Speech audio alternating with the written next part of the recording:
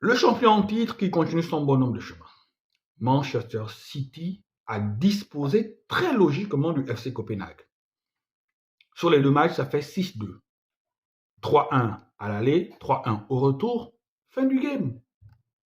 Manchester City sûr de sa force. Manchester City envoie un message à l'Europe. Si vous voulez prendre ma couronne, il va falloir vous lever tôt. Si vous voulez m'arracher la couronne, il va falloir être à un autre niveau. Si vous voulez prendre ma couronne, il va falloir être à un autre niveau de technicité, d'intensité. Et il faut avoir le mental. Manchester City ne donnera rien en fait. Manchester City ne fera pas de cadeau aussi. Là, c'était comme si c'était un entraînement. Ils sont en rodage. Ils sont en train de mettre en place des automatismes pour les affrontements futurs. Parce que là, on n'est pas encore arrivé à Armageddon. Armageddon, vous savez, Armageddon, pour ceux qui lisent un peu la Bible, c'est l'os où voilà, il y aura la bataille finale entre les anges et les dieux. Donc, à partir des quarts de finale, on va se rapprocher d'Armageddon. Là où les superpuissances footballistiques vont s'affronter. En demi-finale, ça va être directement l'affrontement total. Et en finale, ça va être le duel des titans. Donc là, Manchester City était en train de préparer les futures confrontations à Armageddon. Et elle l'a fait de faire fort belle manière. Donc, à la 9e minute, ils ont tué tout suspense. Pour moi, Copenhague a du mérite. Copenhague a du mérite. Pour moi, arriver à ce niveau-là, quand on sait dans quelle poule ils étaient au tirage, aucune personne, je dis bien aucune personne ici, n'est donné Copenhague sortant de cette poule-là. Manchester United, Fenerbahçe et Galatasaray. Il faut se lever tôt pour sortir d'une telle poule. Et lorsqu'on sort aussi d'une telle poule, on se dit que tout est permis. Mais quand tu sors de cette poule et que tu tombes sur l'épouvantail, là aussi tu te dis que tu n'es pas verni. Tu n'es pas verni. Et moi je pense que la seule tactique pour une équipe comme Copenhague et pour toutes les petites équipes de ce monde qui seront toujours confrontées aux superpuissances comme Manchester City, Real, Bayern ou autres, on sait déjà que lorsque vous tombez sur ces équipes-là, vous êtes battu d'avance, vous êtes perdant. Pour moi, ce n'est pas un exploit si Manchester City bat Copenhague. Il n'y a pas d'exploit. C'est dans la logique des choses. C'est comme si on disait un lion a tué un gnou. C'est dans la logique des choses. Ce qui est l'exploit, c'est qu'un gnou tue un lion. Donc pour moi, si j'étais coach de ces équipes-là, je me dis, ok les gars, on est face à Manchester City. C'est la meilleure équipe du monde actuellement. C'est le monstre, c'est l'épouvantail, c'est comme vous voulez, c'est le Grinch.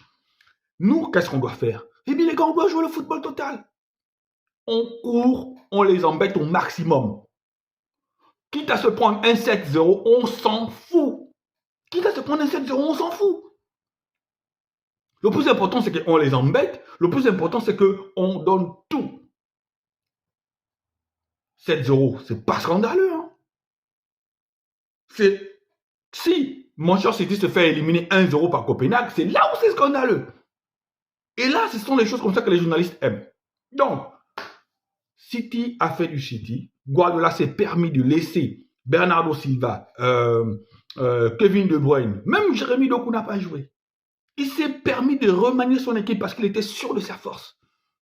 Et n'oubliez pas qu'il a fait ça parce qu'il a un match très important en championnat contre Liverpool. Déjà, ce match-là, c'est le clash des titans. Parce que ça va déterminer la saison et de Liverpool et de Manchester City. Bon, je veux dire la saison pour la course pour le titre.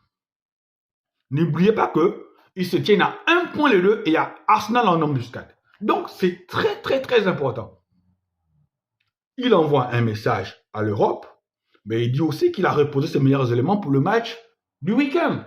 Donc, c'est tout bénef pour Manchester City. Donc, ils sont en chemin pour un doublé historique. Je pense qu'ils peuvent le faire. Ils peuvent le faire, mais ce n'est pas gagné. Il y a encore des équipes qui sont capables parce que je pense que un match Real de Madrid, Manchester City, ça va être un match totalement fou. Ça va être un match totalement fou qui va se jouer sur des détails parce que quand deux grandes équipes, deux superpuissances footballistiques se croisent, Eh bien, ça, c'est juste sur des détails. Hein. Tout le monde est méfiant. Le niveau technique est tellement haut, c'est qu'on ne peut pas se permettre la moindre erreur. Il faut être concentré de la première seconde à la dernière seconde. Donc, les grandes équipes seront au rendez-vous. L'écart. Le PSG, le Bayern, le Real, Manchester City. Là, déjà, on a déjà 4 grosses cylindrées. Ça promet Armageddon. Et imaginez-vous, Arsenal passé. Imaginez-vous, l'Inter passé. Imaginez-vous, je pense que, bon, Barça, je suis pas sûr, c'est mon équipe, j'ai mal. Bon, imaginez-vous, non, on préfère même que le Barça reste là, parce que s'il passe là-bas, s'il peut aller se prendre encore un 8-2. Non, imaginez-vous, Naples passé. Imaginez-vous. Mais ça va être des matchs de dingue.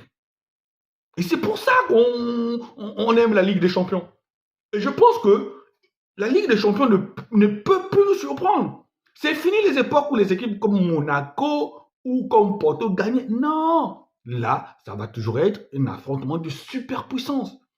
Une histoire de superpuissance et de super joueurs. Et lorsque tu es un très grand joueur, c'est dans ce genre d'équipe-là que tu dois être. Voilà. Voilà.